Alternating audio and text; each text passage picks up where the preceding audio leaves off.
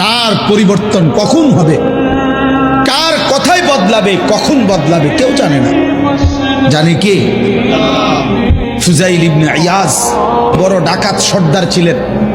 তো গভীর রাতে উনি ডাকাতি করতে গেছেন।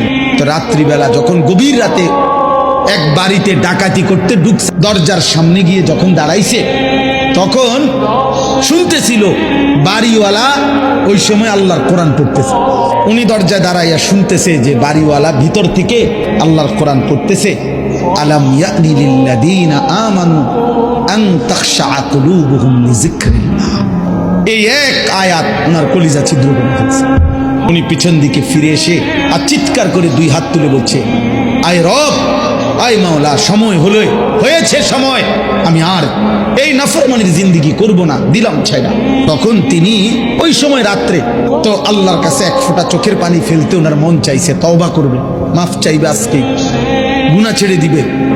তখন উনি তওবা করে সরাসরি হিজরত করে আল্লাহর ঘর মক্কায় চলে আসছে, আর বাকি হায়াত কাবার পাশেই উনি জীবন কাটাইছে। এরপরে উনি হইছেন সাইয়্যিদুল আউলিয়া, আউলিয়াদের সর্দার। তাইলে বললাম আর কি, যে কোনো কথা, কোনো এক আচরণ, কোনো এক শব্দ অনেক সময় চেঞ্জ করে ফেলে, জীবন তুলপার করে ফেলে, জীবন পরিবর্তন করে ফেলে।